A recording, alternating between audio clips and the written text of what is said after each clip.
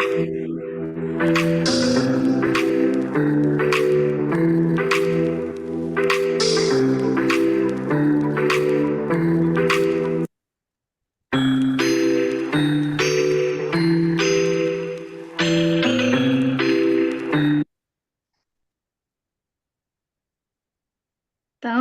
boa noite para todas.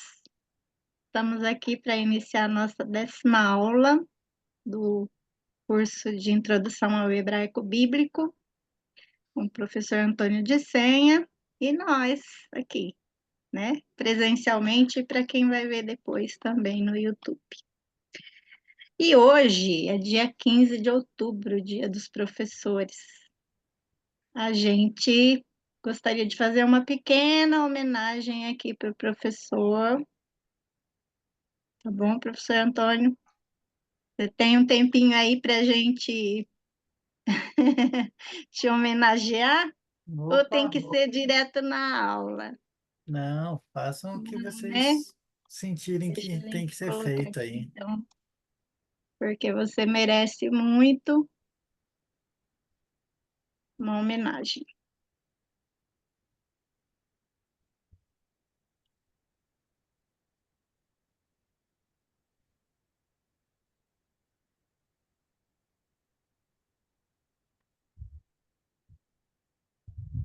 Olha só, tá sem som. De uma escola pública de qualidade. Vou voltar um Qual é o pouquinho. perfil do professor, da professora, do professor de uma escola pública de qualidade? Ora, eu acho que é muito difícil você fazer assim perfis absolutos, né? Porque até no ato de perfilar você revela de um lado poder, do outro sua opção política e ideológica. Mas eu acho que uma professora de uma escola séria é séria, não? Segundo, é uma professora competente e permanentemente envolvida na busca de ficar mais competente. É uma pessoa curiosa, justa, amorosa, quer dizer, uma professora que não tem medo de dizer que ama, que não tem medo de dizer que quer bem e de expressar o seu bem ao aluno, quer dizer, uma professora que ama também o que faz, que sabe por que faz, que indaga, que procura, que pesquisa. Quer dizer, no fundo, uma professora de uma escola tal como tu perguntaste, é uma pessoa viva e que não se satisfaz com jamais parar.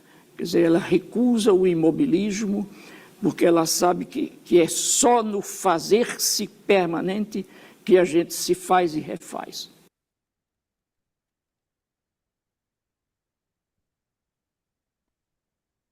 E a gente gostaria muito de dizer que você se encaixa nesse perfil aí Não. que o Paulo Freire falou, que seria o ideal de uma professora no feminino, mas a gente traduz tudo para o masculino, né, Milciades?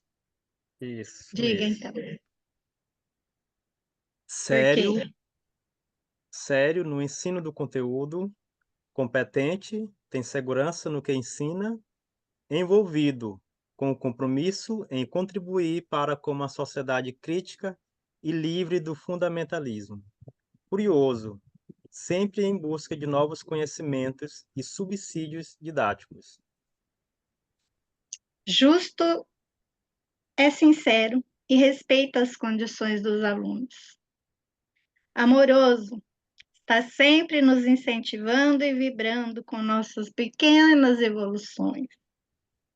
Pesquisador, para nos oferecer materiais complementares ao conhecimento.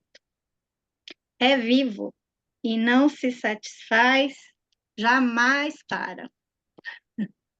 Parabéns, professor Antônio. Você se encaixa no perfil do bom professor que o Paulo Freire fala para gente. Parabéns. Que lindo aí. Muito obrigado. E, né, esse homem é uma referência absoluta, né, é o acadêmico brasileiro mais citado no mundo, mais estudado no mundo.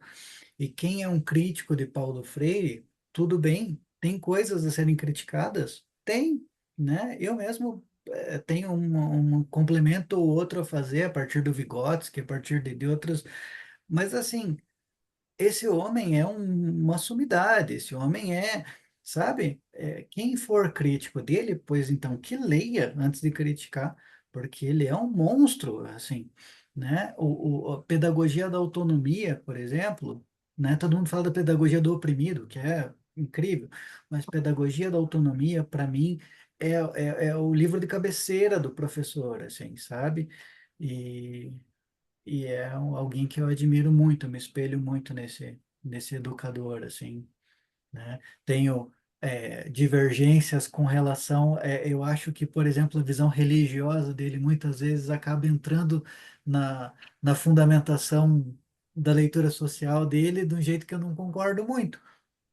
Ok, entendeu? É, acho que ele tenta ler Marx através do olhar cristão dele, e às vezes não dá muito certo no que ele faz, assim. Mas é um monstro sagrado, assim. Então, Uhum, é absurdo que a gente viva num tempo em que as pessoas critiquem a visão de pedagogia desse homem sem nem ler, uhum. né? Então, realmente, É, ele é um modelo para mim. a educação no Brasil deve muito a Paulo Freire, né? Que É, ele traz para gente, principalmente aos movimentos sociais. uhum. Essa semana É mesmo eu aquilo que você estava comentou, vendo. né, professor? Diga, Mas, Edgar, professor, desculpa. aquilo que o senhor comentou, né, do como que o conhecimento é importante, né? Que nem a gente parar aqui, fazer 10 minutos, 15 minutos, eu estou fazendo aula de violão, a mesma coisa que o professor passa, ó, passa 10 minutinhos que você para, que faz diferença. E o conhecimento, e a gente mais vê na sociedade hoje, é uma corrente de pessoas que vão seguindo críticas de um lado ou de outro, sem a pessoa analisar primeiro a situação, analisar quem está sendo debatido, ou a pessoa não se aprofunda no estudo daquela situação, daquele assunto ali específico, as pessoas entram na corrente sem ver, sem poder analisar É, certo, né? é. Então, essa superficialidade que a gente vive hoje precisa ser combatida tanto quanto o fundamentalismo, assim, né? E essa ansiedade de dar uma opinião sem refletir sobre, assim, isso também são problemas que a gente vive, assim, que precisam ser combatidos, sabe? E, de novo, muito do que o Paulo Freire ensina está no Evangelho, entendeu? Muito do que. Eu digo isso como um ateu que admira absurdamente o texto. Assim, tem um trecho que Jesus fala assim: Eu conheço as minhas ovelhas e elas me conhecem, eu as chamo pelo nome. Sabe? Isso aí é a pedagogia freiriana, é você saber quem o teu aluno é, a bagagem que ele está trazendo e a forma que você vai interagir com os valores que esse aluno tem, né? Então, tem muito. A pedagogia de Jesus também é muito importante, né? A linguagem que Jesus usa. Então, quando ele está falando com o pescador, ele diz: o reino do céu é como um homem que jogou sua semente no mar. Por quê? Porque o pescador sabe do mar. Se ele está falando com o agricultor, o reino do céu é como um homem que jogou sua semente na terra. E a gente não aprende isso, e a gente vai falar com os jovens falando essa linguagem de velho, né? A gente está querendo botar vinho novo no odre velho, né? Então, as pessoas que dizem que seguem Jesus não seguem a pedagogia de Jesus. Se Jesus estivesse vivo hoje, quer dizer, dentro da concepção mística, para as pessoas que acreditam, ele está vivo, né? Mas assim, eu digo, atualizando esse ensinamento, ele ia dizer: o reino do céu é como um homem que foi para o TikTok, o reino do céu entendeu? Alguma coisa desse sentido. E as pessoas não atualizam a forma. É claro que não vai ser atraente para os jovens, né? Então é um erro de método isso. A pessoa diz que segue Cristo, mas não segue a pedagogia de Cristo nesse sentido, entendeu? A estratégia de comunicação, o jeito de se aproximar das pessoas. Jesus ia até o poço para falar com as pessoas. Qual que é o poço hoje em dia? Provavelmente é a internet, né? Porque o poço, a pessoa não ia só. Jesus ia lá, não era para matar a sede dele, é porque todo mundo ia para o poço. Então era o lugar onde ele ia encontrar as pessoas. Onde que você vai encontrar o jovem hoje? Online, infelizmente, né?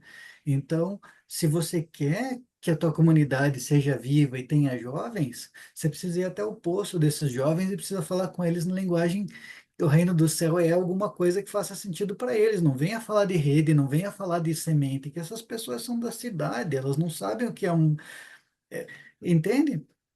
E pensando isso, pensando no Freire, pensando na pedagogia do Freire, na pedagogia de Jesus, faz zero sentido tentar falar de evangelho com o jovem a partir desse odre velho, assim, né? Acho que até o Papa Paulo VI, né? Papa um católico, ele lá no encíclica Evangelho Nuntiandi, que ele fala que se a igreja, por exemplo, no caso da igreja, né? Mas no caso de todo mundo que quer passar conhecimento, seja de qualquer segmento, ele vai ter que se atualizar, porque ele fala, se você não correr atrás, não utilizar a linguagem que está disponível para você hoje, no ano 70 era rádio, você vai ser culpado, você vai ser culpado pela omissão, que você É, não está atingindo a coisa. Se você ficar dentro da igreja, igual tipo, muitas vezes a igreja que a gente se prende lá dentro e tal, e fica criticando os jovens que estão no mundo, mas você fica pois preso é. lá dentro. E Jesus não mandou ninguém ficar dentro de igreja nenhuma, mandou Pelo sair até a contrário, né? sociedade, né? O ministério dele era ministério, como que chama bonitinho, assim, Vida, peripatético, né? Ele ficava pô, zanzando por aí, e não ficava em sinagoga, não ficava em templo, ele ia zanzando, ia encontrar as pessoas, ia inclusive ao encontro daqueles que não eram bem-vindos no templo, né? O leproso, o eunuco, né? As pessoas. O cego, essas pessoas não eram bem-vindas no templo. Quais as pessoas que hoje não são bem-vindas no templo? É em direção a elas que eu preciso me mover, né? Então, esse evangelho de compaixão não está sendo seguido pelas pessoas que dizem que seguem Jesus, né? É um contrassenso, não tem o evangelho da compaixão, não tem o evangelho da saída, não tem a pedagogia de Jesus e diz que segue Jesus. Então, tipo, né? É, então, a gente pega em Lucas, por exemplo, lá, só, não quero entrar na parte religiosa de nenhum, tá? Só um comentário, é o que o senhor está falando aí.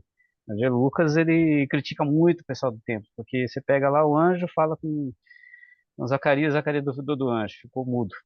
Aí Maria escutou o anjo, acolheu a palavra de Deus. Maria é a pessoa de casa, e o Zacarias é a pessoa do templo. uhum, É, em várias outras passagens ali se critica muito os, os servos do templo lá, os profetas lá tudo, e se exalta muito quem é os excluídos, que está na sociedade, né? Você vê que o Lucas é, fala muito disso aí, então, é isso realmente.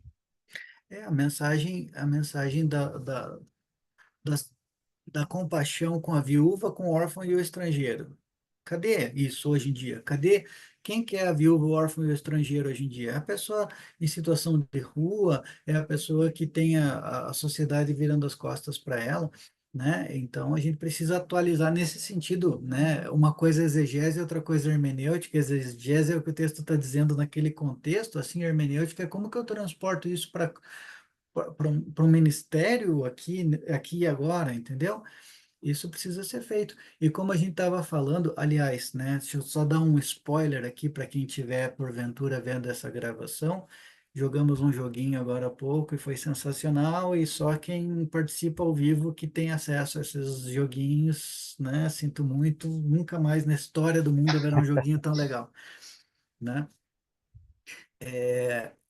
Então, e daí a gente começou a falar sobre a maneira que estudar o hebraico, mesmo que seja pouquinho, não é somente algo da esfera cognitiva, né? Ai, porque eu vou ser bem sabidão, ai, porque eu vou entender os textos na língua original. É o quanto isso agrega para o ministério de cada um, assim, né? Então, se dedicar ao estudo do hebraico também é tão importante a longo prazo quanto rezar ou orar, né? Cada um no seu universo aí. Então é importante a gente pensar que é um sacrifício esse tempinho estudando hebraico, tá santificando o teu dia e tá incorporando no teu ministério aí, qualquer que, né, seja, cada um tem o seu caminho. Então, no momento que você pegar o negócio de hebraico, né, tem um pouquinho antes da Amidá. Amidá é a oração mais importante do ciclo do Shabat ali da sinagoga, né? Mais ou menos, talvez, como seria o Pai Nosso dentro da missa, mais ou menos, né? Mas ou a consagração da hóstia para um católico ali é o ponto alto do ritual, a Amidá é o ponto alto do ritual do Shabat. Um pouquinho antes, eles recitam aquela frase da mãe do profeta Samuel, assim, né? Que é assim, como fala isso? Senhor, abra meus lábios. Adonai Sefatai Tiftar. Abra meus lábios e minha boca proclamará seus louvores. Então, quando a gente está estudando hebraico, a gente está proclamando os louvores também, né? Estudar hebraico nesse sentido, assim, e quando a gente vincula isso com a nossa atividade fim, que é, no caso de cada um aí, um ministério mais amoroso, né? Isso também é algo sagrado, né? Também, professor, Enfim. só outra coisinha, só um outro comentário, né? Porque é um grande problema também que tem entre católicos e evangélicos também, nada, não tô querendo entrar em situação, não sei, né? Mas a própria, um dos critérios que os judeus colocaram para não aceitarem os 7 livros que estão na Bíblia, no Antigo Testamento, é o fato deles ter sido escrito em grego e não em hebraico, né? Uhum. E o judeu, para ele, é muito importante o hebraico, quer dizer, como que é importante a gente aprendendo algo a mais. Eu tô me batendo aqui, eu tô revisando as aulas e tá É, difícil, mas é algo que me interessa, tá me empolgando bastante e a gente vê como que é importante estar adquirindo algo a mais, um conhecimento a mais, forma de você sim. estar se. É, e inclusive isso junta um pouquinho com o que a Silvane falou, né, de como as traduções acabam empalidecendo a experiência muitas vezes, né, e por isso que é bom quando você vai estudar uma perícope lá, pega ela na Ave Maria, na Jerusalém, na Almeida, na Pastoral, na Bíblia do Peregrino, pega ela em todos esses lugares e ver o que que elas têm em comum, ver o que que elas têm de diferente, a mesma perícope, para você ver e ter um vislumbre dos problemas possíveis de tradução disso, né? É, porque mesmo os textos em hebraico, todos, né, do Antigo Testamento ali, tirando Daniel, que tem umas partes em aramaico ali e tal, mas assim, a grosso modo, o Antigo Testamento é escrito em hebraico. Essa Bíblia em hebraico não chegou nas primeiras comunidades cristãs. As primeiras comunidades cristãs falavam aramaico, elas não entendiam hebraico né, e elas tratavam da realidade dos textos do Antigo Testamento em grego, por causa da Septuaginta. Então, o universo cristão é um universo, o Antigo Testamento do cristão é em grego, né? Isso é muito louco pensar, né? Apesar de tudo, apesar de tem um pé muito forte no judaísmo, mas o judaísmo da época de Jesus já não é um judaísmo que lê em hebraico, né? Então, a Septuaginta já foi confeccionada porque a comunidade do Egito já não entendia porcaria nenhuma de hebraico. Então eles falaram assim, cara, manda uns caras aqui para nós para traduzir esse troço aqui, porque a gente não entende mais esse troço. Então foi traduzido, né? Inclusive essa tradução é bastante importante para de alguma forma estabilizar e consolidar o texto do Antigo Testamento, né? Mas assim, o hebraico se perdeu ao longo da história. Então, na época de Jesus, as pessoas já não manjavam porcaria nenhuma de hebraico, era uma meia dúzia de gato pingado lá, né? Então, o acesso que as pessoas têm ao Antigo Testamento é em grego na época de Jesus e posteriormente assim, e depois em latim com o Jerônimo lá, né? Mas então também entender quais os desafios de tradução que essas pessoas na época não tinham, talvez, uma técnica de tradução, recursos de tradução para fazer uma tradução mais, mais apurada, e como ela vai mudando ao longo do tempo, né? Você pensar, sei lá, uma Bíblia que eu penso assim, a Bíblia do Rei Jaime, eu acho que chama em português, a King James em inglês. A King James, ainda hoje, depois de todos esses. Ela surge lá na Idade Média, mais ou menos na época do Shakespeare, lá 1500, mais ou menos, né? Shakespeare é um pouquinho depois, mas ela continua sendo atualizada. Né? O Almeida continua sendo atualizada, porque o jeito de se relacionar com o texto vai mudando a partir dos estudos críticos que a gente tem, a partir de mudanças do idioma. Então, tudo isso também tem a ver com o estudo do hebraico e o estudo do que significa interpretar o texto sagrado. Assim, a gente tem que ter tudo isso no nosso, no fundo da nossa cabeça, assim, quando a gente está lendo, para que a gente tenha a dimensão do quanto é complicado e o quanto isso faz com que a gente não seja dono da verdade, entendeu? Mesmo quem acredita na inspiração do Espírito Santo, nessa interpretação, precisa ter a dimensão de que o nosso olhar humano, ele é bastante limitado. Então, o jeito que você interpreta o texto também pode ser enviesado, né? Então, como que você quer dizer que você sabe o que o texto está dizendo e o outro não, né? Quando a gente começa a olhar todos esses problemas, assim, problema de tradução, problema de interpretação, problema. Eu não tenho como entrar na cabeça do cara que escreveu lá atrás, vou entrar na cabeça do Amós, pegar aqui uma bola de cristal e saber o que o Amós estava pensando. Eu não tenho como saber isso.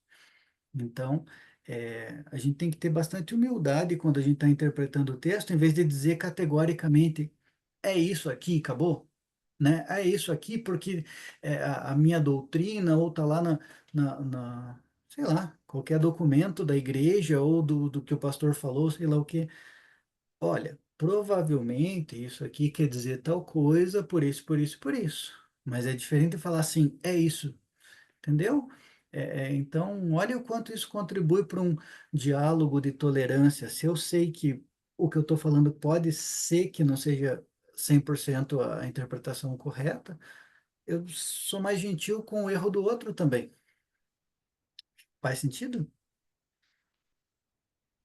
Total, né? Porque, como você já falou, a gente não tem ferramenta aqui, que nem curso, a gente vê até curso bíblico mesmo, né? Curso assim de teologia, tudo, os quase que entende hebraico e tudo, fala com a dificuldade que tem de você fazer isso que você já falou, né? Você não consegue trazer para o tempo presente aquilo que o cidadão lá escreveu lá atrás, lá. O que esse cara É, estava pensando lá? Quando ele é. faz uma linha ali, vai ficar para só se descobrir mais manuscritos, eu não sei, alguma coisa que dê mais material para poder ser estudado, né? Para poder comparar Uhum, ali mais ou menos o que o pessoal pensava daquela época, né? Tipo, uhum. cara, ninguém é dono da verdade, né? Quanto mais você estuda, É, mais dúvidas você tem, né? é muito isso. Quanto mais se estuda, mais dúvida você tem, né? Então, quando as pessoas são categóricas assim, elas estão passando um recibo de ignorantes. É simples assim, né? A gente tem que ter muito cuidado com essa violência de impor para o outro a verdade, assim. Calma lá, olha, dentro do que eu entendo é assim, assado, porque tal coisa, mas mesmo eu, sozinho, olhando para o texto, há 10 anos atrás eu não pensava o que eu penso hoje lendo o texto. Então, como é que eu vou garantir que daqui a 10 anos eu vou pensar do mesmo jeito? Vai que eu me converto, viro padre ou pastor. Padre não dá porque eu sou casado, mas viro pastor. Aí, né? Ah, eu era ateu, agora eu sou pastor. Sabe Deus o que acontece É, no, né? Então, a gente tem Vai que ser virar um cuidadoso. diácono permanente. Então, né? Tudo pode. Como que eu vou olhar para o futuro agora e dizer, não, isso jamais vai acontecer porque eu sou ateu e não sei o quê? Não sei, Mais entendeu? empolga na igreja, assim, Fábio, que eu vejo é São Paulo, né? Porque Paulo, você pega a personalidade de um cara que era lá um fariseu lá, por excelência, toda a melhor escola que ele tinha na época lá, e ele Uhum, fazia muito bem o trabalho dele, com convicção, seguindo a regra, e o cair do cavalo dele que fico curioso até hoje, porque era um cara totalmente sólido no que ele fazia, inteligente, tudo.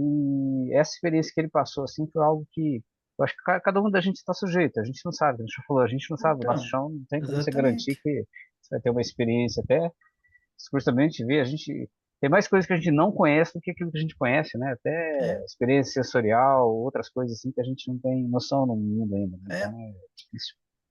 E tem uns mistérios no texto que são muito curiosos, né? Quando Paulo diz, por exemplo, em alguma das cartas do Coríntios lá, que ele subiu ao terceiro céu. O que que isso quer dizer, velho? Ele está fazendo viagem astral, entendeu? Não sei, eu não estava lá, né? Mas assim, para você poder interpretar isso, você tem que assumir um monte de coisa que como verdadeira. Eu não sei se essas coisas são verdadeiras, né? E dentro dessa jornada pessoal tem gente que, sei lá, Deus que livre, né? Que Deus evite para qualquer um, mas assim, perdeu um filho, a pessoa se converte e vira cristã, perdeu um filho, a pessoa vira ateu. É, sabe? Então, cada um tem a sua jornada e o seu caminho aí. A gente tem que ser gentil dentro do que a gente pode com o caminho do outro e ser cuidadoso na hora de defender a nossa verdade, tentar buscar informações e embasar muito para dizer assim, né? Por exemplo, as coisas que eu apresento aqui para vocês. Sempre dou uma enxurrada de artigo acadêmico para vocês. Isso quer dizer que é verdade? Não, quer dizer que eu estou tentando embasar da melhor maneira possível para mostrar que é isso que eu acredito que seja a verdade, por isso, por isso, por isso. Mas de repente, daqui a pouco, descobrem aí alguma coisa que muda tudo isso, entendeu? Então, é a melhor verdade que eu sei até o momento, né? Uhum, Eu acho que é o melhor que a gente pode fazer, assim, né? E Mas, como diz Paulo Freire ali no final, ele diz assim, ó, professor é vivo e não se satisfaz, quer dizer, está sempre em busca de conhecimento, né? sim, Jamais para, jamais para. sim. Então, se a gente tem esse perfil, a gente não tem a verdade mesmo, a gente está indo É, sempre em busca, né, de mais então. conhecimento para aprimorar aquilo que a gente já sabe, ou mudar de opinião também, né? É, no final das contas é sempre isso. Ó, eu planejei a minha aula num determinado caminho, ela está indo para um lugar absurdamente diferente. Você vai ter Uhum, essa rigidez de dizer assim, não, tem que ser desse jeito, você está matando todo um universo de reflexões que poderia ter surgido. Então, a gente, como professor, e o Paulo Freire deixa claro que todos são aprendedores e todos são ensinadores, né?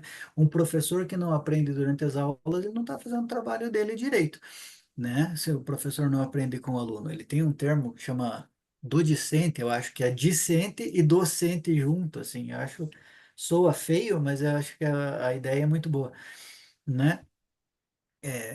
Então, a gente precisa ter nosso ensinamento vivo, né?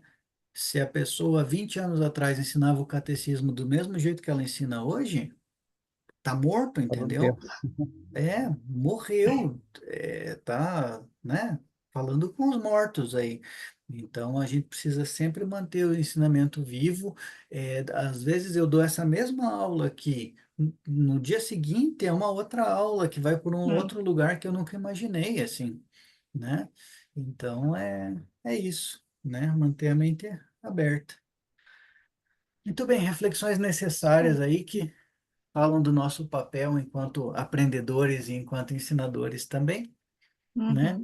Mas bora ver alguma coisa mais específica do hebraico?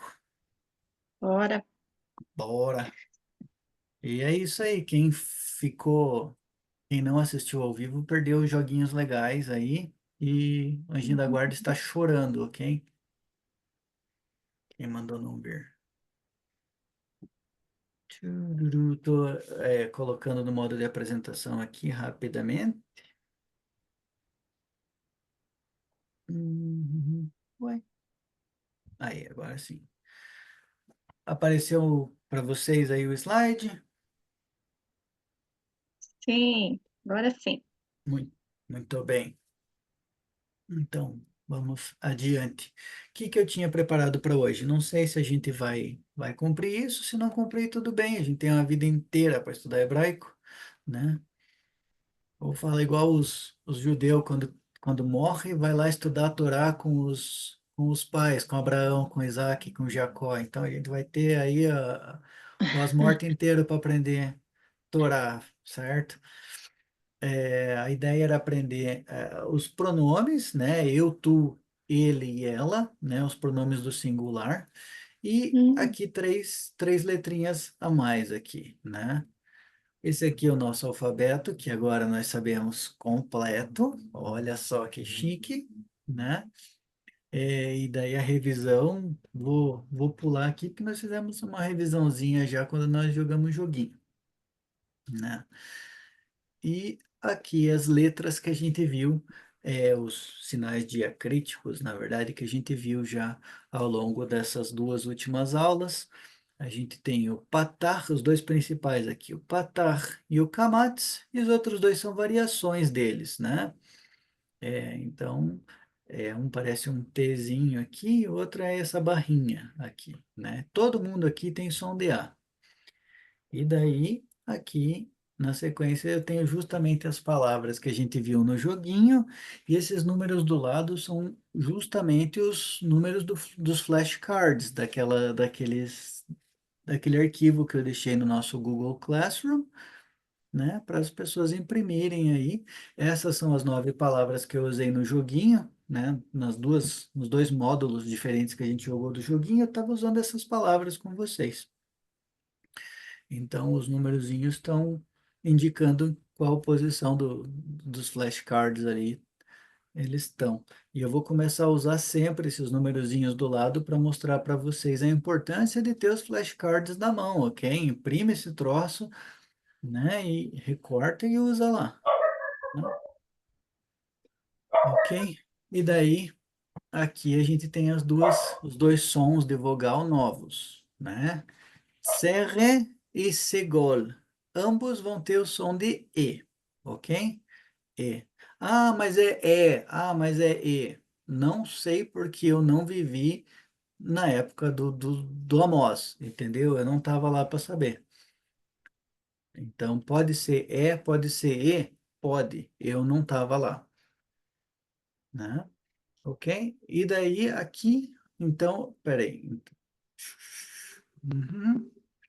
Aqui, os dois têm sons de E. Fica legal de guardar porque são dois pontinhos, ok? E três pontinhos. Então, eles são bem parecidos.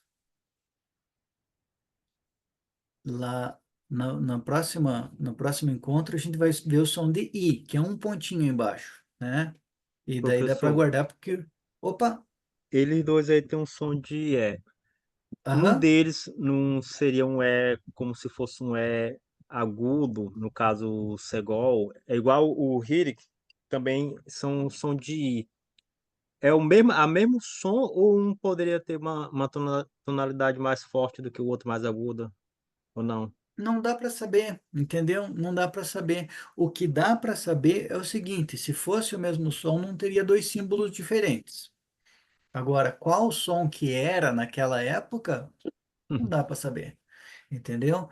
Qual que era E, qual que era E, né? Se existia algum outro som, não dá para saber. O que dá para saber é que se fosse o mesmo som, não teria dois símbolos diferentes. É essa a lógica que eu uso, né? Agora, tanto que e hoje em dia, como que se usa? Vai depender, né?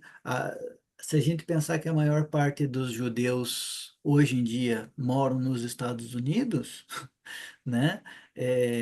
Eles falam com sotaque americano no sotaque na língua inglesa não tem o som E, sozinho, assim, E, né? Eles têm o som, eles vão tentar falar o som de E falam EI. Por isso que, por exemplo, matinê, existe em inglês, a palavra vem do francês, né? Matinee, eles falam ei. Ou a palavra bouquet fica bouquet. Ou, deixa eu ver uma outra palavra do francês, noivo, eles vão falar fiancé, eles falam, né, fiancé, eles vão falar fiancé. Então, café, tipo o café, não a bebida, mas o lugar onde se toma o café, se escreve café também, né? Um café parisiense. E eles vão falar café, né? Por quê? Porque eles não conseguem fazer o som de E sozinho. Então, eles falam ei, né? Então, você pega lá o som do nome sagrado, lá, o tetragrama, que é Yud, Re, Vav, Re. Eles vão falar Yud, Rei, Vav, Rei. né? E qual que é o certo? Não sei, velho. Eu não, como eu falei, eu não estava lá, não, nunca tomei um vinho com o Amós. Então, né? Basta saber que eles têm som de E hoje em dia, e isso já basta para a gente poder ler a palavra, né? E aqui a gente tem algumas palavras que vão ter som de E, né? E a gente pode lê-las juntos.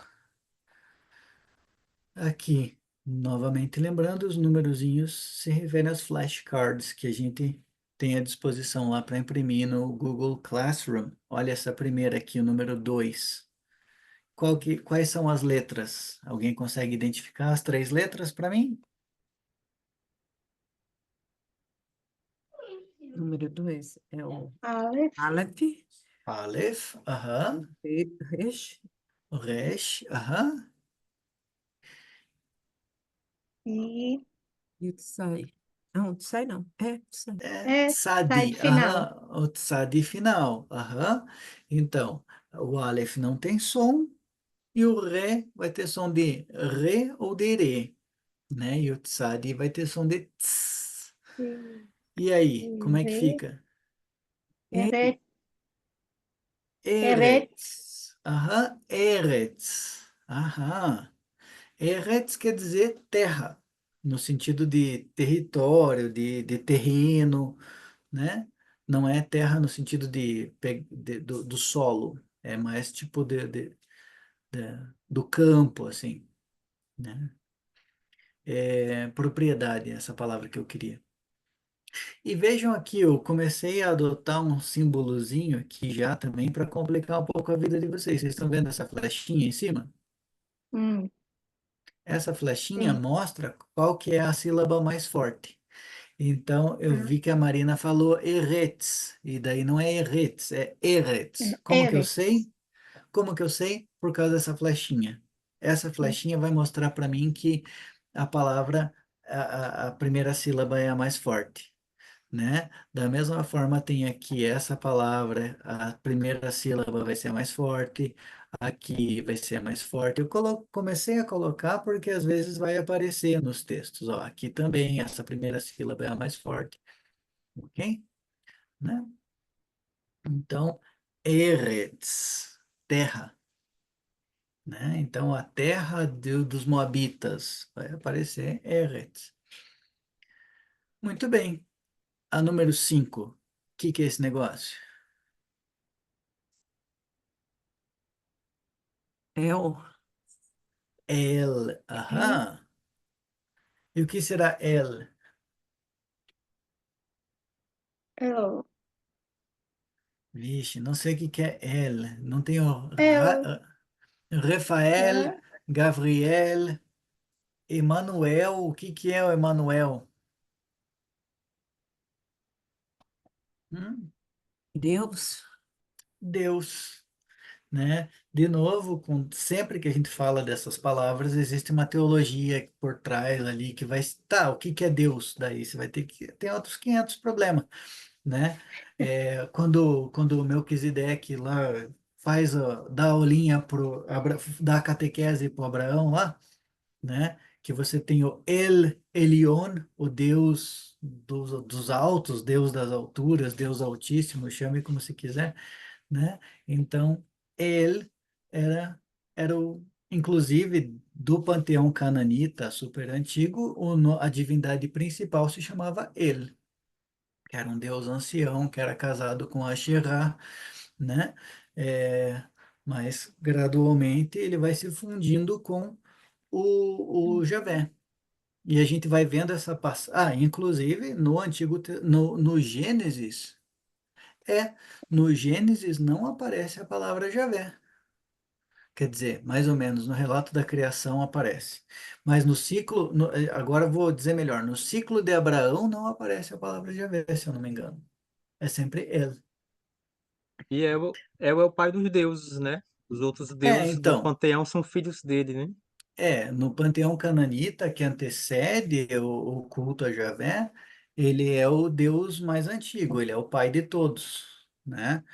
É o velho, Mas, assim, gradualmente essa figura do Pai de todos os deuses vai sendo mesclada com o passar do tempo, historicamente, com esse Deus que vem de fora do universo judaíta, ou hebreu, vou usar o termo hebreu porque é mais preciso cronologicamente.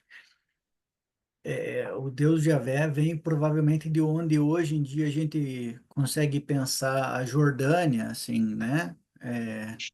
Naquela época era o reino de Edom, talvez, né? Ele vem lá daquela região, o Deus Javé, e vai gradualmente dizendo assim: dá licença, dá licença, dá licença. Quando você vê, ele tomou conta de tudo, safadão, né?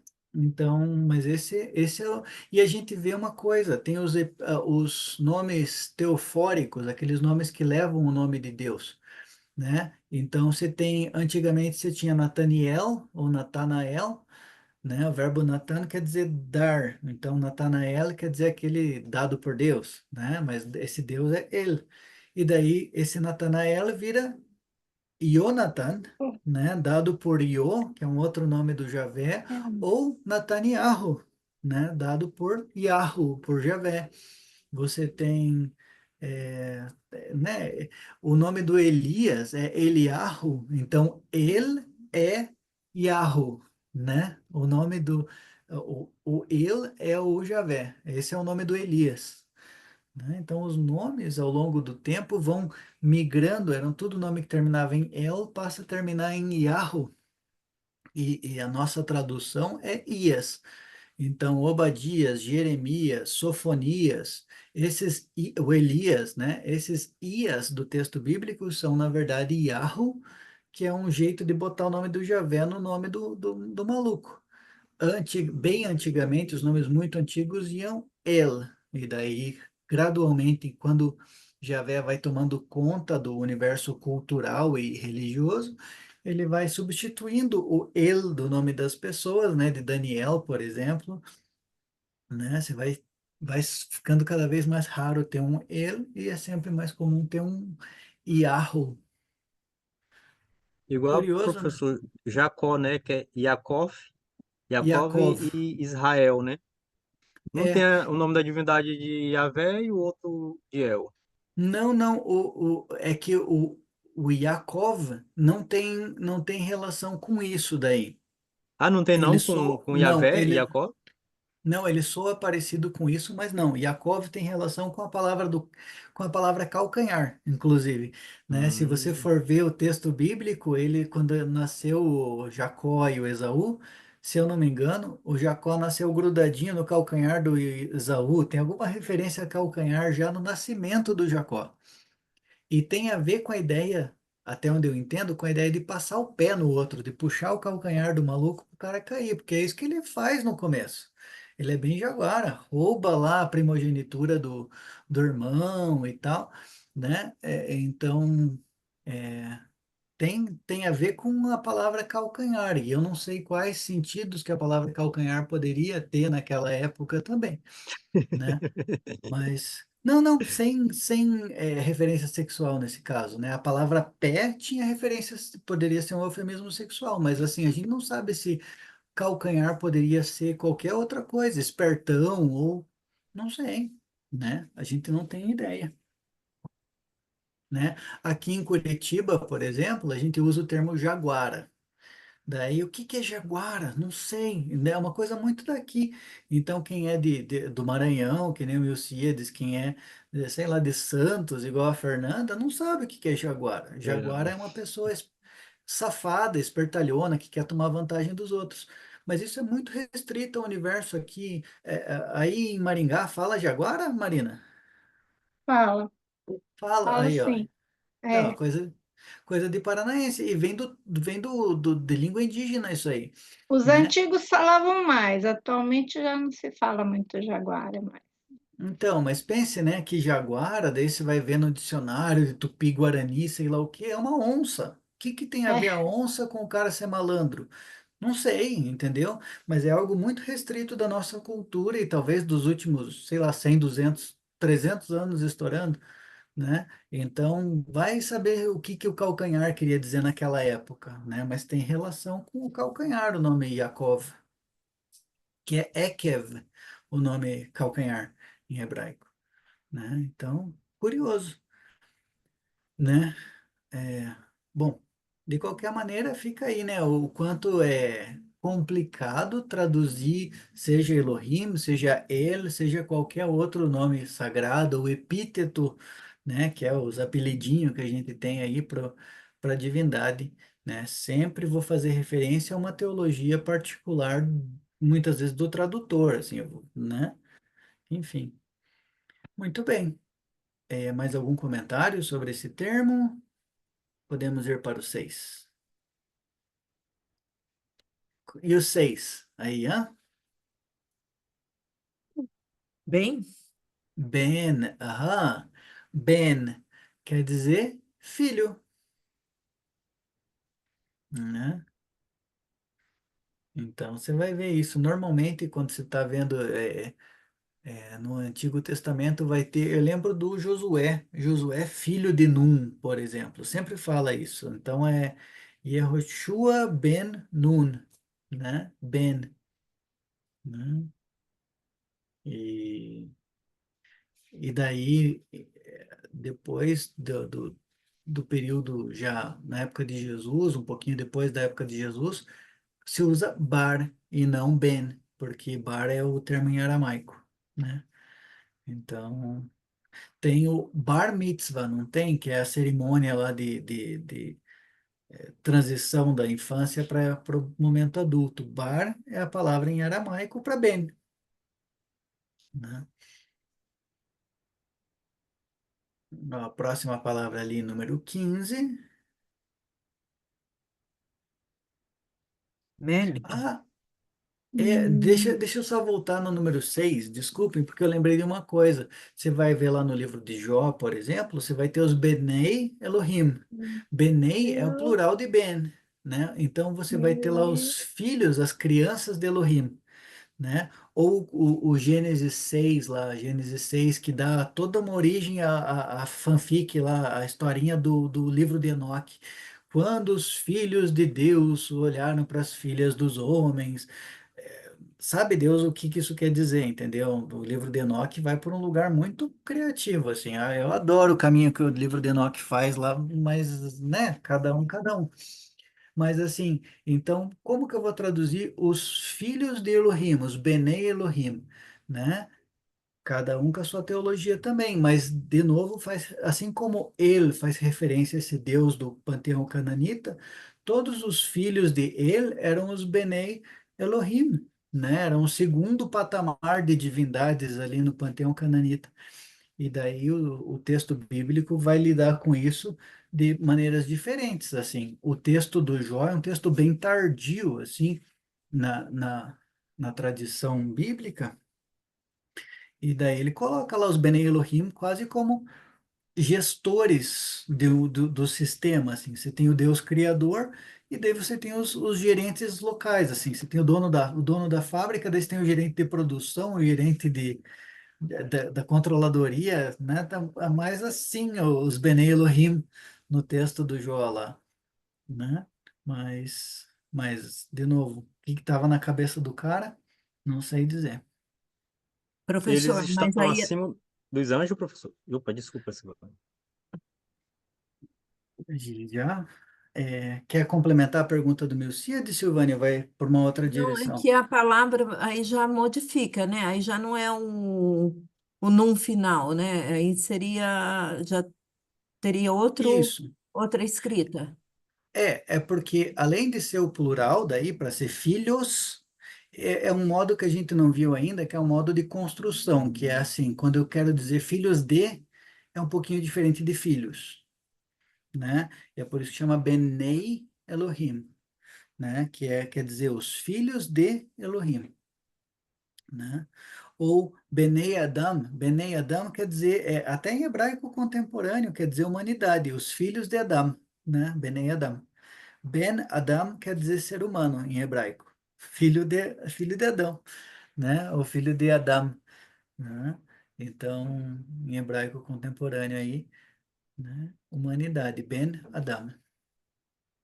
É, então, essa coisa da angiologia, Milcíades, até onde eu entendo, ela vai sendo negociada muito próximo da época de Jesus e até depois disso, né? Existe, por exemplo, um livro que ele não é cristão, ele não é canônico nem entre os judeus, chama Rehalot Rabati, o livro dos grandes palácios, o livro dos grandes palácios, que é uma pira que é muito parecida com o que os Mormons têm hoje.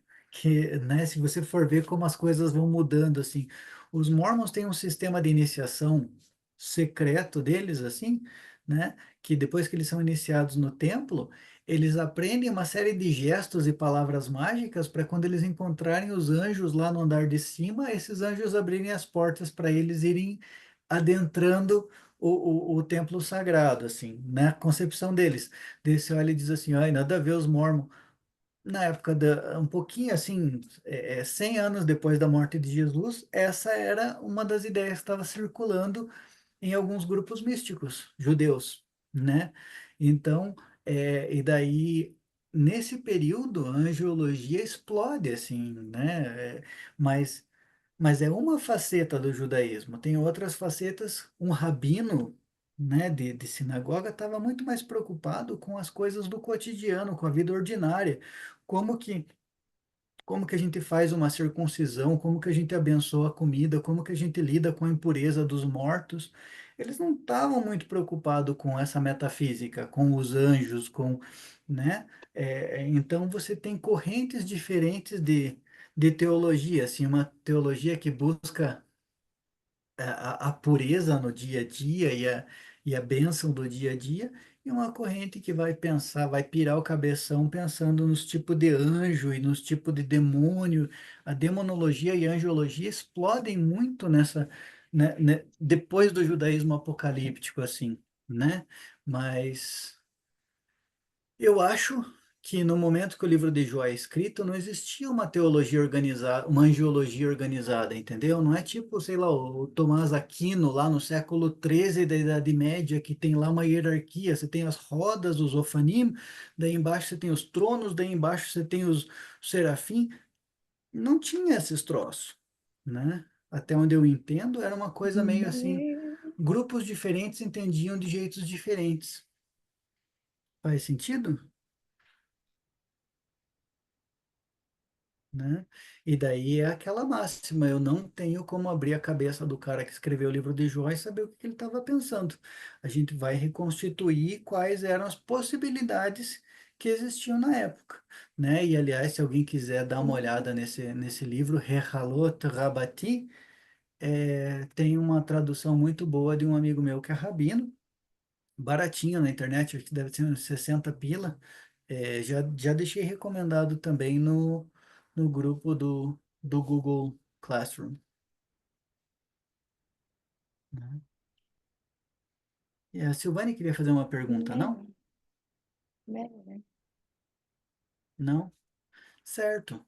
Então, é, depois da palavra Ben, temos a palavra 15 ali, que é o quê?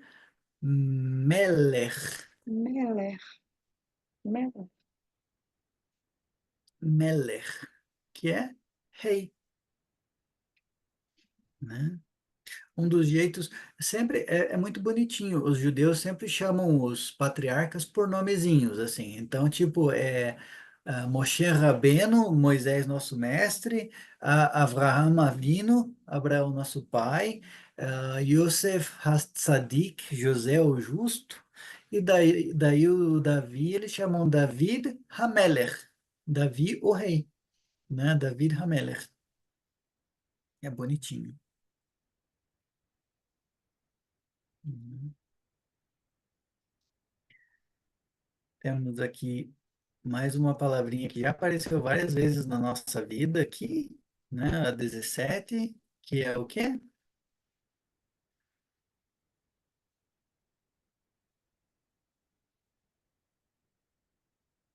É, Evelyn. é, Evelyn. Ah, é Eved. Eu bati o olho, achei que era Erev, já estava bloqueando. Daí eu falei, não, não é, é isso mesmo. Alguém falou certo. Quem foi? Foi a Silvane? Né?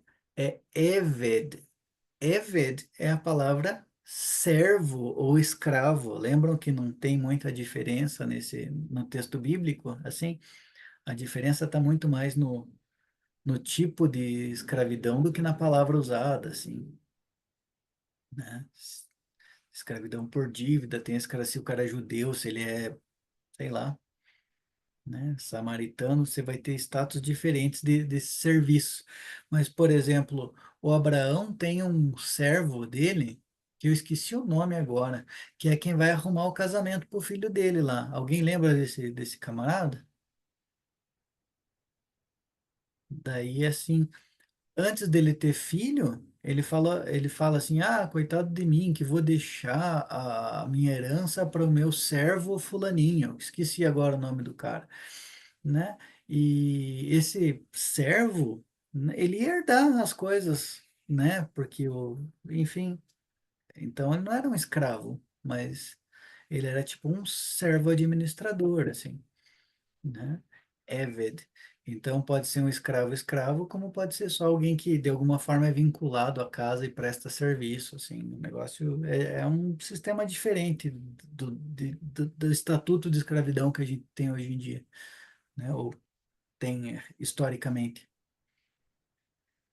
certo? Eved. E a palavra 20 aqui, Shem? Quem? Shem. Aham. Cuidar para não falar Shem, assim, né? Shem, com esse lábio assim, Não Shem. é a Shein da China, não, né? É, exatamente, não é para comprar as brusinhas, né? É Shem, né? Que é nome, né? Então, quando as pessoas vão falar Deus, às vezes elas nem dizem Deus, elas falam o nome, né? Hashem. A Shein. Aham, Hashem. E o filho do Noé também tem um filho do Noé que a Bíblia traduz como Sem, né? Mas é Shem também, ok? Professor, hoje, em Israel, hoje, os judeus, eles chamam o nome de Deus só por Hashem? É isso o nome que eles chamam, a divindade deles hoje? Depende do grupo, depende. Às vezes eles falam Kadosh Baruch Hu, né? O sagrado, bendito seja ele. Às vezes eles falam Yud Ke Vav Ke, Amonai, são jeitos diferentes de falar a palavra sem falar a palavra, entendeu? Menos o Mas nome mesmo, né? é, Yahvé, né? o Esse nome, não eles. pode, é proibido, senão Então, morre, né? e mesmo soletrar ele, Yud, He, Vav, He, para eles isso é tabu, assim. Você não vai fazer isso, só se você estiver na sinagoga ou num contexto de oração, assim, né? Você vai fazer uma bênção do Shabat em casa, você pode falar e tal. Agora, se você está só falando na rua, ou, né, você não vai profanar o nome sagrado. Então, em vez de falar Yud, He, Vav, He, eles falam Yud, Ke, Vav, Ke. Ou em vez de falar Adonai, fala Amonai, né? Elohim ao invés de Elohim. Tem gente que fala isso, né? Tem alguns livros de Cabala que eu tenho aqui. Deixa eu pegar aqui.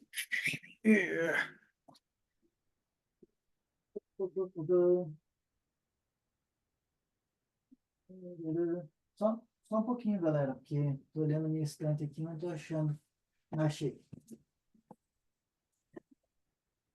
Se liguem o tamanho dessa criança, né? Uau! Aham. Aí quase 1000 páginas por aí, né? Sabe que eu nunca olhei?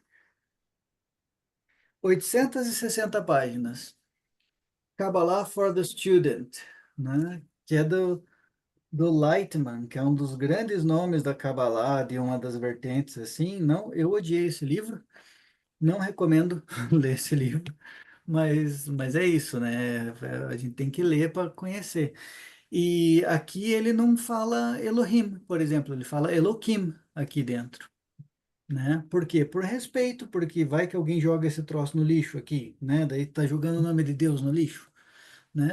Então essa que é a ideia, né? Você vai ter muito cuidado com o que você faz, né?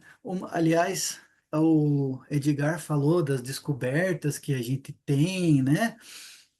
Uma das grandes descobertas que se tem de textos sagrados, assim, e eu não vou lembrar de cabeça em que momento que isso é descoberto, é de uma Geniza. Geniza é tipo um cemitério de texto, né? Tipo, eu tenho lá uma Torá que eu não uso mais porque ela está muito arrebentada, ou eu tenho uma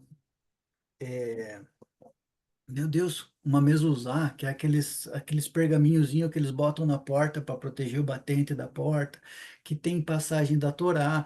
São textozinhos, ou esqueci o nome do negócio, tefilá, que é aquela caixinha que eles botam na testa, assim, ali vai um rolinho da Uhum. Torá. Então, quando fica velho, eles têm que trocar, né? E daí quem tem que escrever isso é um rabino, lá vai abençoar aquele pergaminho para eles botarem aqui e tal. Mas daí você não pode jogar no lixo esses textos, porque eles são textos sagrados, eles contêm as palavras, o nome do Eterno e tal. Então, o que que eles fazem? Eles têm um depósitozinho. Hoje em dia, eles enterram no cemitério israelita ou eles queimam, né? Não sei, aí eu não vou saber qual que é, quando faz um, quando faz outro, porque é muito específico dos rabinos. Mas antigamente também eles tinham um depósito desses textos sagrados e chamava Geniza. E uma dessas grandes descobertas aí foi uma Geniza encontrada no Cairo, que tem grandes textos que só foram achados lá, porque eles estavam para descarte, assim, né? Só que como eram textos sagrados, vocês não iam jogar no qualquer canto. Então eles foram deixando ali na Geniza, no depósitozinho de textos sagrados, e de repente morreu aquela comunidade, ou se perdeu, ou sei lá o quê. E daí, esses tempos atrás, foram encontrados esses textos aí, e é uma grande fonte de informações aí sobre o tipo de texto que o pessoal tinha. Curioso, né? E tudo isso por causa desse cuidado com o nome sagrado, né? Ok? Muito bem. O número 30 aqui, hoje em dia, é um nome próprio também, mas ele tem um significado especial aí. Que palavra que é o número 30? Leve. Leve. Leve. Aham. Leve. Muito bem, hein? Ô, Silvane. Arrebentou. E a palavra leve, como eu falei, é um nome próprio hoje em dia. Tem muito judeu chamado Lev. E, inclusive o Vygotsky, que é um grande educador, que me serve de base para tudo que eu faço na minha vida. O primeiro nome dele era Lev, né? Ele era de família judaica. E Lev é uma palavra muito difícil de traduzir, por isso que eu botei ela aqui. A palavra lev às vezes vai ser traduzida como alma, às vezes vai ser traduzida como mente, às vezes vai ser traduzida como coração. Por quê? Porque para as pessoas do mundo antigo, o lugar onde a gente pensava e a gente sentia era aqui, não era aqui. Né? Não era a Marina não estava vendo, estava escrevendo. Não era aqui, Marina, que a gente pensava e sentia a nossa identidade, o nosso eu não morava aqui, igual a gente na nossa sociedade hiperracionalizada.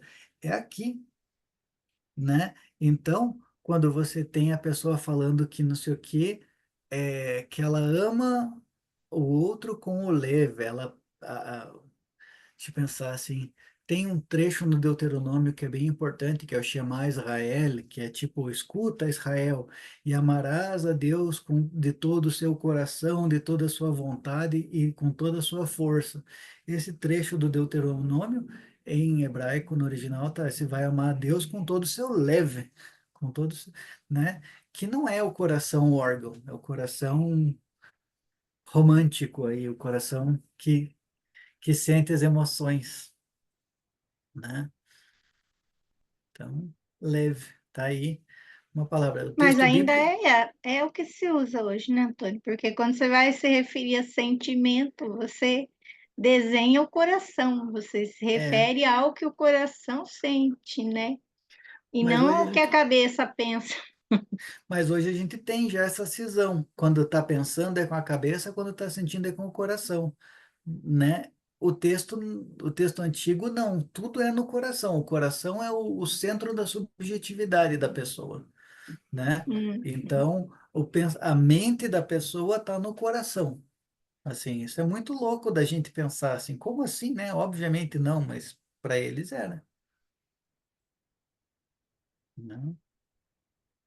Então é isto. O lev é o coração, né? A próxima palavra. Vocês já viram americanos chamados Derek? Já viram esses nomes Derek em inglês? É porque é um nome judaico que é bem popular nos Estados Unidos. Não é Derek, é Derer, que é essa próxima palavra, o 27. Derer, que é que quer dizer caminho ou estrada. Derer.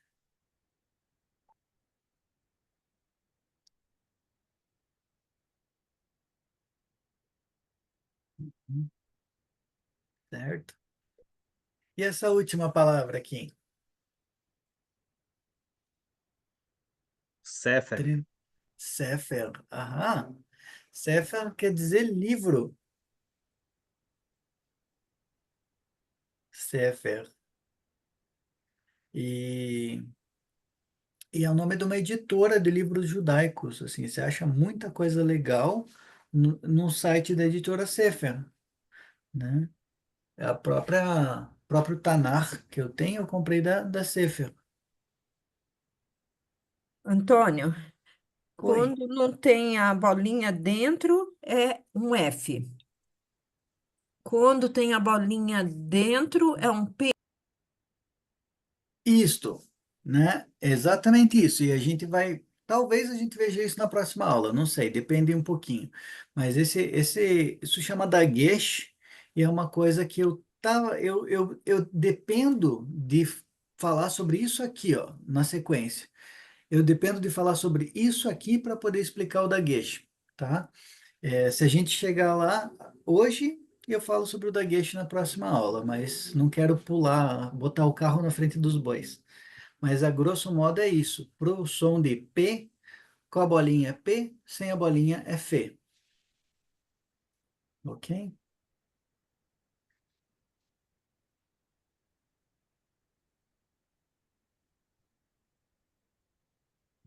Como estamos de horário aqui? Beleza. Comentários sobre essas palavras? Eu perdi aqui. Qual o significado do 34? Sefer? Livro. Livro. Uhum. Lembrando que livro é uma coisa bem, sei lá, a gente, né, existe a palavra códex, por exemplo, que é esse formato de livro que a gente tem aqui, com essas costuras e tudo, né? Isso aqui é ultra próximo de nós, assim, na época dos caras lá não era Sefer, eles usavam Megillah, que era um rolo, eles usavam Rolo. um rolo de pergaminho, né, feito de pele de ovelha, né, então a gente pensa em livro, a gente pensa nisso aqui, que a gente chama de códex, né, que é, sei lá, medieval, não sei, né, Biblos. Ma- Biblos, como era a pronúncia em hebraico? Tem alguma semelhança? Biblos é grego. Mas ela no hebraico daria uma semelhança com Sefer, não? Nenhuma? Eu acho que sim, O significado, assim, sim, sim. Sim, mas também lembrando o quanto era raro ter um livro desses aqui antigamente, né? E além de ser caríssimo, além de ser artigo da elite intelectual, assim, né? Então, Sefer é algo que é bem posterior ao texto bíblico, assim, né? Eles usavam a Megillah, usavam o pergaminho, né? Então, é isso. Se eu não me engano, tem uma referência a Sefer no livro de Crônicas, eu acho, em que se acha um misterioso de um livro da lei. Vocês já lembram desse trecho? estão, tipo, reformando o lugar e daí acham um negócio chamado Livro da Lei, que ninguém explica o que que é e depois nunca mais se fala no tal do Livro da Lei. É tipo uma ponta solta da história, assim, que o cara que estava escrevendo lá pirou, né? Não embarcou no mistério do tal do Livro da Lei, né? Se eu não me engano, o termo que se usa para livro da lei daí é Sefer, naquele trecho. Posso até verificar depois. Mas eu não lembro de outro trecho em que se fale de livro, né? Ok? Acho que não. Muito bem. Ó, eu não quero entrar nesse próximo tópico aqui agora, porque eu quero fazer com bastante calma, porque ele é bem importante. Esses dois slides aqui. Eu vou deixar para próximo encontro, ok? Eu prefiro começar a olhar isso aqui, tá? Que Uhum. é uma parte que eu considero super legal. Então, às vezes para aprender uma língua estrangeira, a gente precisa revisar a nossa própria língua, né? Quando eu comecei a estudar árabe, eu fiz um ano e meio de árabe.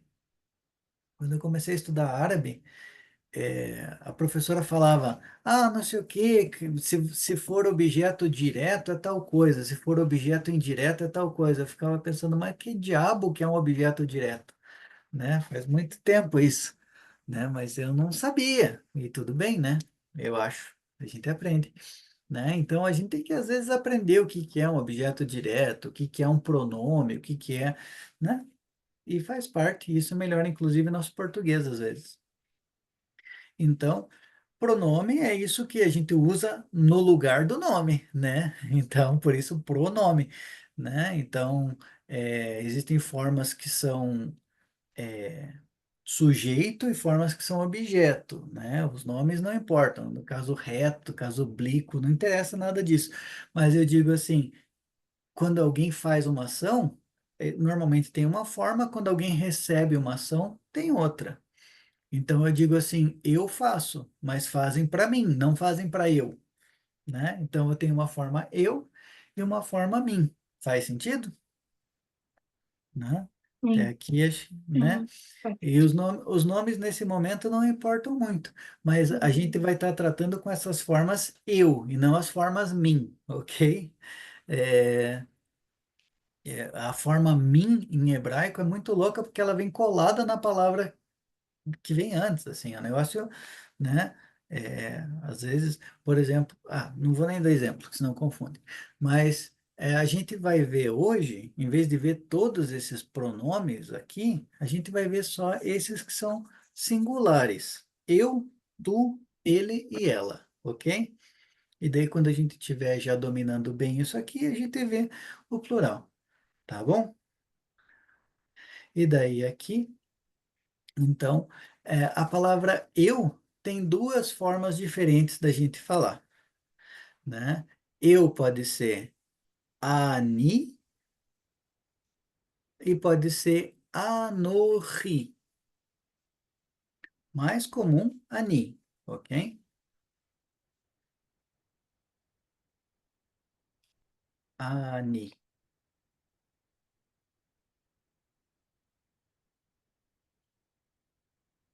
ok? Daí a gente tem essa coisa de tu e você. Isso aí, né? Nada a ver. Hoje em dia ninguém fala tu, quer dizer, se o cara é gaúcho, ou é carioca, ou é catarinense, de repente ele fala tu, mas a gente fala você, né? A maior parte do Brasil aí usa mais você do que tu, eu suponho, né? Fonte, vozes da minha cabeça, né? Nesse caso. É, mas seja tu ou seja você, a palavra seria a mesma coisa em hebraico, né? Que é a diferença que a gente tem um a gente usa para o masculino, um a gente usa para o feminino, que é o que essas letrinhas ali estão mostrando, ó. Então, MS ali é masculino singular, então é uma pessoa só e é masculina. É ata, ata. Daí uma pessoa só, feminino, né? Feminino singular. Tu é at. Ok?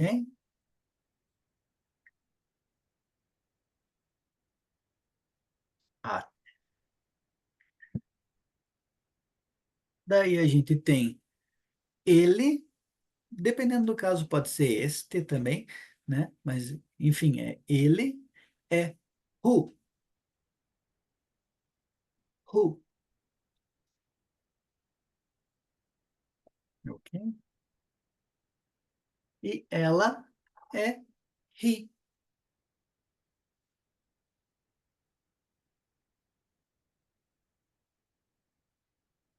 Tem duas formas escritas ali diferentes, mas as duas têm o mesmo som, he. E tem isso assim, né? Se você for ver o Pentateuco, he é escrito de um jeito, porque é mais antigo. Se você for ver outros textos, é, é de outro jeito, né? Mas não tem uma lógica assim. Pode aparecer de um jeito, pode aparecer de outro. He,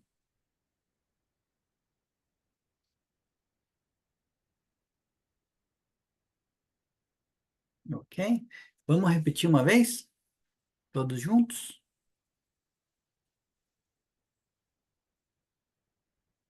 Uhum. Desbloqueia o microfone aí, galera. Vamos lá. Ó, eu, Ani. Ani, Ani, Aham, Anin. muito bem. Ou Anohi. Anohi, Aham, muito bem. De novo, Ani, Ani, e Anin. Anohi. ano, Anohin. Anohi. Isso, com esse r, Anohi, né? É uma vírgula que você colocou ali Isso, entre isso, uma e a outra, isso. Uma vírgula. Que não tem no texto bíblico, entendeu? Foi criativo. mas tem no hebraico. Hã? No hebraico moderno tem. Ah, tá, no moderno. Mas no texto bíblico você nunca vai ver uma vírgula. Ah, tá. A tá é a próxima. Ok? Você falou, ah, tá. A tá é tu É para tu? masculino. Aham. Ah, Hum, tá. Repete aí, galera. Ah, tá. Ah, tá. tá, ah, tá. Aham. Ah, E quando tá. é e quando é mulher, esse tu ate, é at. At. Com T sem vogal. At. At. At. Aham. At. Quando é ele, é who. Uh. Who. Uh. É who. E quando é Uh. ela, é he. Ri. Uhum. Ok? Então, Ani ou Anohi, Ata, At, Hu ou Hi. Ou Hu e Hi. Ok? Dúvidas? Não? Se não tiver dúvidas, tudo bem. Daqui a pouco elas vêm. Vai. Na Né? próxima aula nós já temos todas as dúvidas. Ótimo. E daí você anotem durante a semana e daí vocês perguntam para mim, né? Ó, essa figura aqui, eu deixei ela aqui porque tem uma oração muito bonitinha que eu gosto do Sidur. Quando o judeu acorda pela manhã, quando o judeu é muita gente, né? Quando um judeu que pratica a religião, porque às vezes o cara é judeu porque ele nasceu judeu só, né? Mas às vezes, a pessoa que pratica a religião do judaísmo, quando ela acorda, ela tem uma oração que ela fala assim que ela acordar, que é o Modé Ani. Modé Ani quer dizer eu sou grato, né? E por que modé ani e não ani modé? Para você não começar o dia falando de si, não usar a primeira palavra que você falar, não ser eu, né? Acho bonitinho isso, buscar uma humildade assim. Então, grato eu, né? Eu sou grato. É uma oração muito bonita, né? Eu sou grato a ti, ó Senhor, Deus do universo, porque devolveste a minha alma para mim. Porque eles acreditam que a alma não fica no corpo quando está dormindo, assim, né? Então, né? Obrigado por ter devolvido a alma para mim e tal. É bem bonitinho. Vale a pena dar uma olhadinha nessa oração do Modéani. Se alguém tiver curiosidade, me pergunta que eu mando, né? Mas modé, então, de grato e ani, eu. E essas Uhum. palavrinhas aqui que estão do lado, ó, aqui a gente já tem frasezinhas, as primeiras frases, ok? Que a gente pode ler. Então, hu av. Hu é ele, av é pai. Ele pai? Não, ele é pai, ok? Em hebraico não existe esse verbo ser no presente. Eu não posso falar eu sou, ele é. Eu sou professor, é eu professor, ok? Ani moré. Eu sou professor. Eu professor, literalmente, né? Ani moré, né? E Ani talmid gam. Eu também sou professor, eu também sou aluno. Ani talmid, né? Então, hu av, ele é pai. E aqui a gente. E a ordem não importa muito, eu posso trocar, eu posso falar av, hu também. Eu vou entender do mesmo jeito. Pai, ele. Pai é ele. Aqui eu tenho a palavra mãe, em, em. São palavras que são um pouquinho diferentes em hebraico hoje em dia, né? Em hebraico contemporâneo, pai é Abba e mãe é Ima. Mas no texto antigo, no texto bíblico, é Em, mãe, ok? Então, Em, he, ela é mãe. Em, he. Aqui, ó. O, sus. Ele é um cavalo. O, sus. Aqui a palavra ata. O que que é ata? Tá? Ah, agora Ah, mesmo. Tu, Ah, tá. tu Tu. ou você, né? você. Não tem essa distinção na hora de traduzir, porque não existia você na época, né? Mas aí, hoje em dia a gente fala você, né? Tu. Ata el,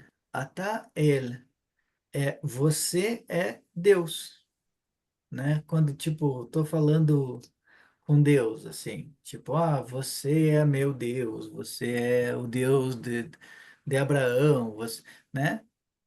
Ata el, você é Deus.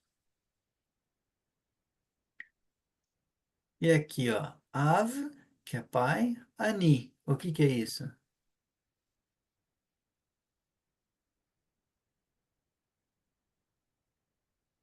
que que é Ani? Ali Eu seria sou eu, pai. mas aí Eu sou pai, aham, eu sou pai. Viu que não vai o sou, mas é só no presente, ok? Só no presente. No presente não, nem em árabe nem em hebraico usa esse ser, né? E nem estar. Eu estou aqui. Não, você vai falar ani po, ani kan, em hebraico. Em anochi. Eu sou mãe. E não tem masculino ou feminino. Tanto ani quanto anohi pode ser usado masculino e feminino. Ok? E daí aqui a gente tem você é pai e você é mãe. Ó, você masculino, ata. Ata, av. Você é pai. E at, em. São dois pontinhos aqui, parece que é um só, são dois pontinhos, acho que cortou errado aqui. São dois pontinhos embaixo para sinalizar que o T não tem som de vogal. A M, você é mãe, ok? primeira vez que nós estamos vendo isso aqui, então vai estar ainda tipo, meu Deus, o que que é isso? Relaxem, isso a gente vai É. revisando 1 milhão de vezes, ok?